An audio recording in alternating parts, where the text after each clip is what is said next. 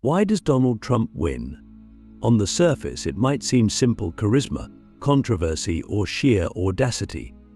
But when we peel back the layers, we start to see a deeper psychological strategy at play, a profound, almost primal understanding of how our minds work. Whether you love him or hate him, Trump's ability to dominate the public consciousness, to keep winning in ways that defy expectations, isn't luck. It's a calculated, instinctual mastery of human behavior. And in this video, we're going to break down exactly how he does it. So buckle in, because by the end of this, you'll not only understand the psychology of Donald Trump, but you'll also walk away with insights into human nature that you can apply in your own life. Let's start with the first thing. Trump understands the power of identity. Not just his own identity, but yours, mine, everyone's. He knows that humans are tribal creatures at our core. We crave belonging. We yearn for a sense of us as versus them. And Trump, he doesn't just tap into this instinct, he weaponizes it. Think about it, from his slogans like "Make America Great Again" to his rallies. Trump doesn't just present himself as a leader, he positions himself as the embodiment of his audience's values, their frustrations, their hopes. It's not just politics, it's personal. When Trump speaks, people don't just hear policies, they hear confirmation of who they are. They feel seen. And when people feel seen, they become loyal. This is where most leaders fail. They try to appeal to everyone, to broaden their base. But Trump, he doubles down on the few who resonate with him, because he knows that loyalty, not numbers, wins battles. And here's the thing, this isn't just about politics. This is about psychology. When you make someone feel like they belong, like they're part of an exclusive tribe, they'll go to war for you. They'll defend you, even when you're wrong, because in defending you, they're defending themselves. Now, let's dig deeper. Trump isn't just a master of identity, he's a master of contrast. Humans process information through comparison. We know what's big because we've seen what's small. We know what's bright because we've experienced darkness. And Trump uses this to his advantage. He doesn't just define himself, he defines his opponents. Crooked Hillary, Sleepy Joe, Low Energy Jeb. These aren't just insults, they're psychological anchors. Once Trump attaches a label to someone, it sticks. Why? Because our brains are wired to simplify.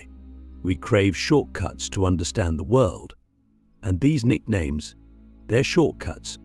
They're easy to remember, emotionally charged, and impossible to ignore. And here's the genius part. By defining his opponents, Trump sets the terms of the debate. He forces us to see them through his lens. And once you see someone as crooked or sleepy, it's almost impossible to unsee it. This is why Trump doesn't just win arguments, he defines them. He controls the narrative. And in a world where perception is reality, that's everything. But it doesn't stop there. Trump also understands the power of unpredictability. Humans are creatures of habit. We like patterns, predictability, and stability. It makes us feel safe. But Trump thrives on chaos. He breaks patterns, shatters norms, keeps us guessing. And this isn't just for shock value, it's strategic. When someone is unpredictable, they become impossible to ignore. They dominate your attention. And in today's world, attention is power. Think about it, how often do you see Trump in the headlines?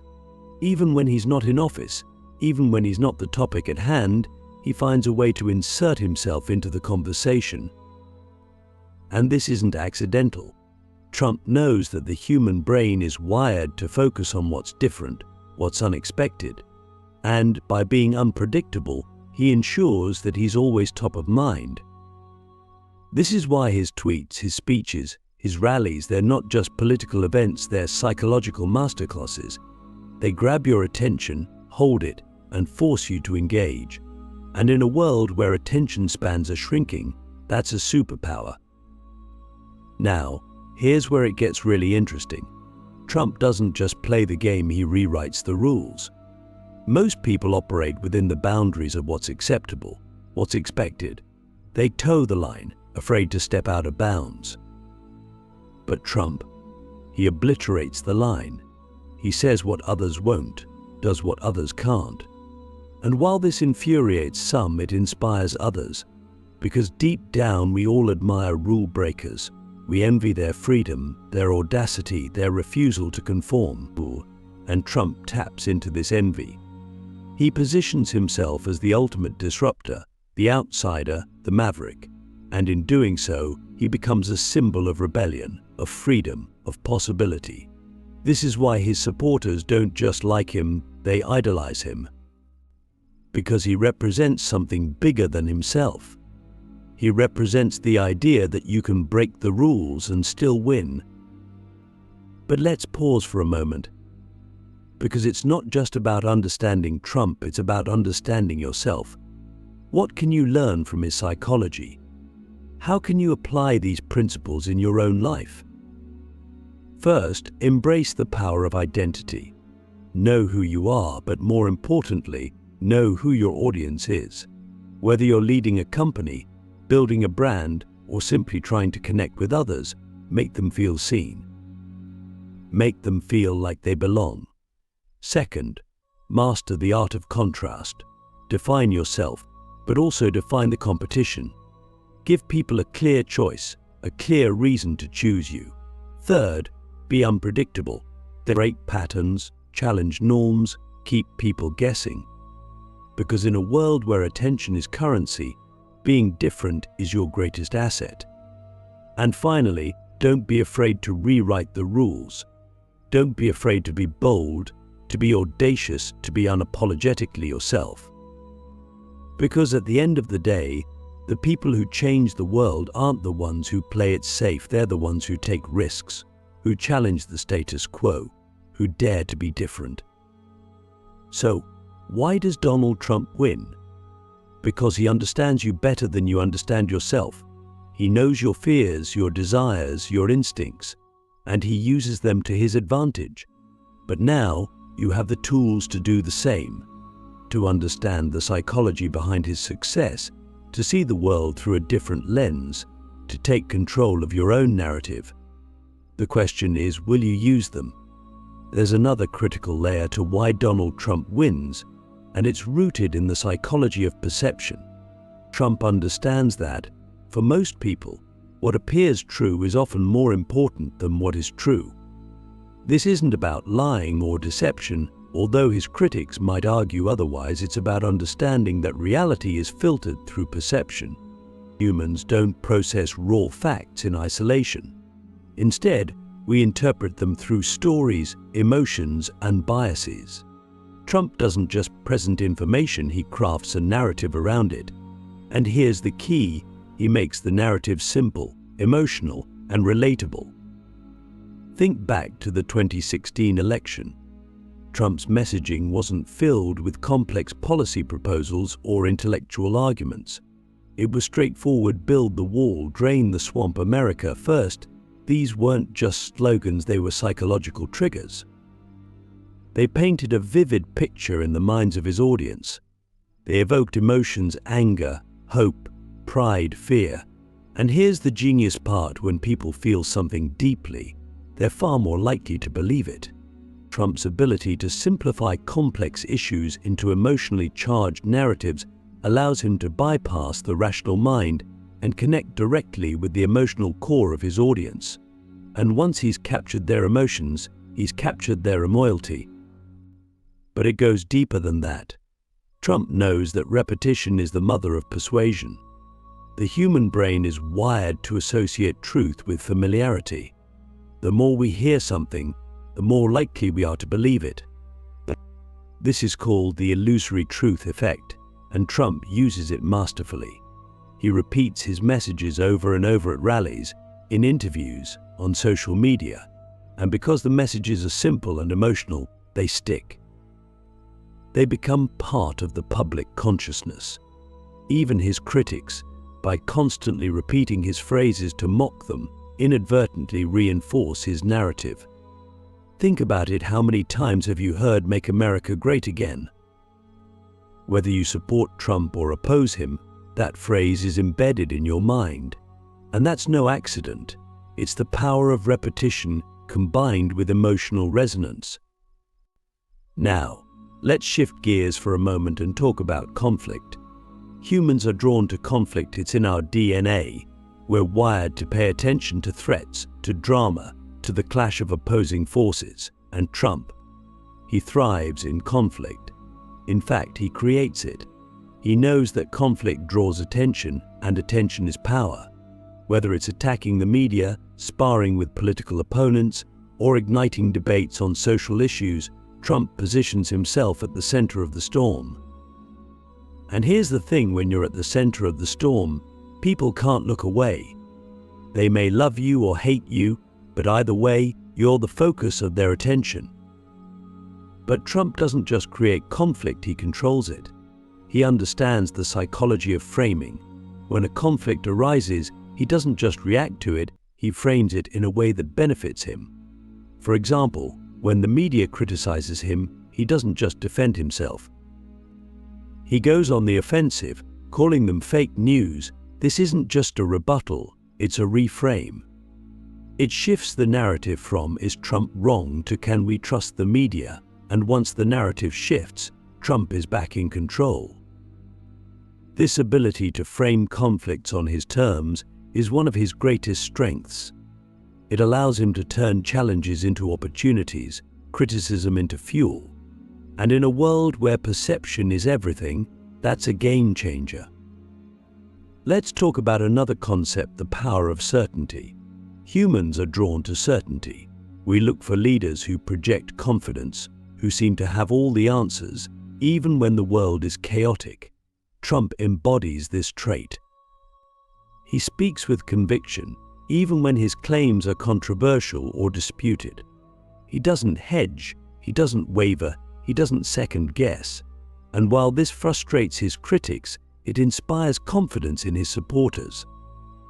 Why? Because certainty is contagious. When someone speaks with absolute conviction, it makes us question our own doubts. It makes us wonder if maybe, just maybe, they're seeing something we're not. And here's the kicker: even when Trump is wrong, his certainty often shields him. Because for many people, confidence is more persuasive than accuracy. But there's another layer to this: Trump's willingness to embrace imperfection. Most leaders try to present a polished, flawless image. They avoid mistakes. They apologize when they mess up. They strive to appear perfect. But Trump does the opposite. He embraces his flaws, his controversies, his imperfections. And this creates a paradoxical effect: it makes him relatable. People don't just see him as a leader, they see him as human. They see someone who makes mistakes, who fights back, who doesn't back down. And this relatability builds trust. Because deep down, we all know we're imperfect. And when we see someone who owns their imperfections, it inspires us. It makes us feel like we can succeed despite our own flaws. But here's where things get really interesting. Trump doesn't just embrace his imperfections, he turns them into strengths. Think about his brashness, his lack of political correctness, his controversial statements. These are traits that would sink most politicians, but for Trump, they're assets. Why? Because they reinforce his identity as an outsider, a disruptor, someone who doesn't play by the rules. And for many people, that's exactly what they're looking for. They don't want a polished politician, they want someone who's real, who's raw, who's willing to shake things up. And Trump delivers on that promise. Now, let's pause for a moment and reflect. What can we learn from this? How can we apply these insights in our own lives? First, understand the power of perception. It's not just about what's true, it's about what people perceive to be true. Craft your narrative, control your story, and don't be afraid to simplify complex ideas into emotionally resonant messages. Second, embrace conflict. Don't shy away from it, lean into it. Use it as an opportunity to showcase your strength, to frame the narrative on your terms. Third, project confidence. Even when you're uncertain, act with conviction. Because people are drawn to certainty, especially in times of chaos. And finally, own your imperfections. Don't strive for perfection, strive for authenticity. Because in a world where so many people wear masks, authenticity is a rare and powerful thing. So, why does Donald Trump win? Because he understands the psychology of humans better than most. He knows what we crave, what we fear, what drives us.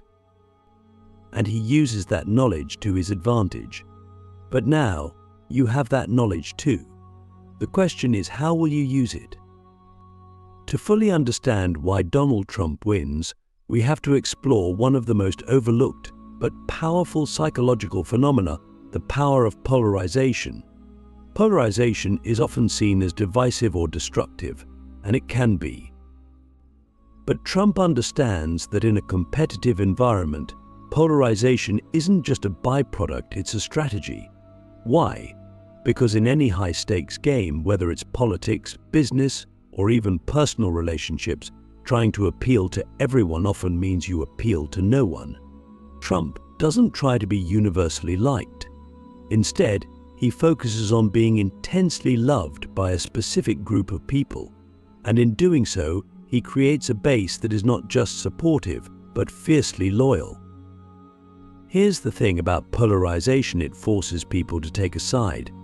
It compels them to either stand with you or against you. And in today's world, where attention is fragmented and loyalty is rare, this kind of binary choice ensures that Trump stays relevant no matter what. But polarization isn't just about creating division, it's about creating energy. Think about it. When people feel strongly about something, whether positively or negatively, they talk about it. They argue, they debate, they share their opinions. And every time they do, they're spreading the message. Trump understands this on a fundamental level. He knows that controversy generates conversation, and conversation generates attention. Even his harshest critics, by constantly discussing him, amplify his presence. They keep him in the spotlight, even when they're trying to tear him down. This is why Trump doesn't shy away from controversy, he leans into it. Because he knows that in the game of influence, attention is the ultimate currency. And polarization is one of the most effective ways to generate it. But there's more to it than just attention. Polarization also strengthens identity. When people choose a side, they don't just align with your ideas, they align with your tribe. They become part of something bigger than themselves. And this sense of belonging is incredibly powerful. Trump supporters don't just see him as a leader, they see him as a symbol of their values, their frustrations, their hopes. And because of this, their loyalty goes beyond rational calculation, it becomes emotional, even personal. This is why Trump's base remains steadfast, even in the face of scandals or setbacks. Because for them, supporting Trump isn't just about him, it's about who they are. Now, let's talk about another key element of Trump's success, the art of storytelling. Humans are natural storytellers. We make sense of the world through narratives, not facts, and Trump is a master storyteller. He doesn't just present information, he weaves it into a story.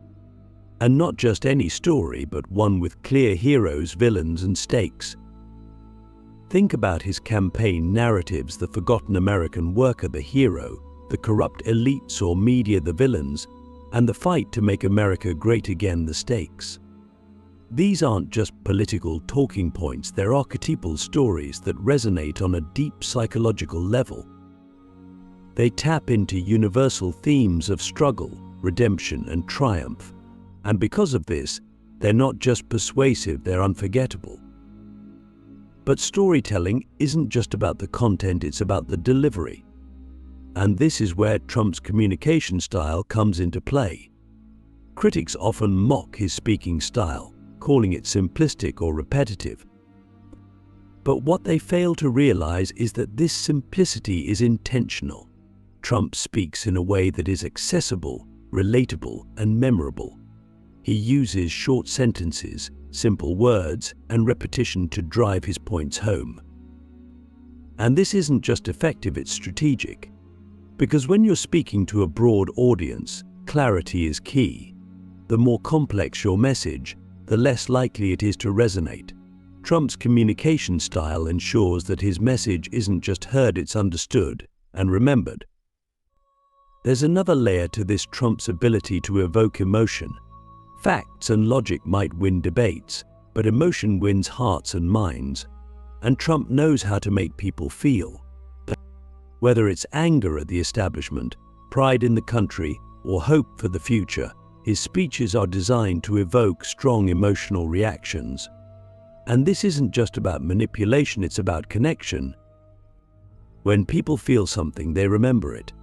They internalize it. They act on it. Trump's ability to connect with his audience on an emotional level is one of his greatest strengths. It's why his rallies feel more like rock concerts than political events. Because they're not just about policies, they're about energy, emotion, and connection. Now, let's analyze another critical component of Trump's psychology: his resilience. In today's world, where mistakes are magnified and scandals can end careers, most leaders operate from a place of caution. They avoid risk, they minimize controversy, they strive to maintain a perfect image. But Trump does the opposite. He embraces risk, he confronts controversy head-on, and he's unapologetically himself, even when it costs him. And here's the paradox: this willingness to face criticism, to double down in the face of adversity, makes him appear stronger, not weaker. Because resilience is one of the most admired traits in a leader. When people see someone who can take hits and keep going, it inspires confidence. It makes them believe that if you can withstand the pressure, you can lead them through anything. Part of this resilience comes from Trump's ability to reframe setbacks as strengths. When he's criticized, he doesn't just defend himself, he turns the criticism into a rallying cry. Think about how he's handled attacks from the media. Instead of trying to appease them or play by their rules, he brands them as fake news. This doesn't just neutralize the criticism, it strengthens his narrative of being an outsider fighting against a corrupt system. And in doing so, he turns every attack into proof of his authenticity, his outsider status, his strength. This is a masterclass in psychological judo, using your opponent's energy against them to strengthen your position. But let's pause for a moment and reflect. What does all of this mean for you? How can you apply these principles in your own life? First, embrace the power of polarization. Don't be afraid to take a stand, to be bold, to be unapologetically yourself. Because in a world where everyone is trying to be liked by everyone, being polarizing makes you memorable. Second, master the art of storytelling. Don't just share facts, craft narratives that resonate emotionally. Make your audience the hero, show them the villains, and give them a cause worth fighting for. Third, focus on clarity. Speak simply, communicate clearly, and repeat your message until it sticks. Because simplicity isn't a weakness, it's a superpower. And finally, cultivate resilience. Learn to turn setbacks into strengths, criticism into fuel, and adversity into opportunity. Because in the end, the people who win aren't the ones who avoid challenges, they're the ones who embrace them. So, why does Donald Trump win? Because he doesn't just play the game, he rewrites the rules. He understands human psychology on a level that most people don't, and he uses that understanding to connect with people, to inspire loyalty, to dominate attention. But now, you have that understanding too. The question is, how will you use it?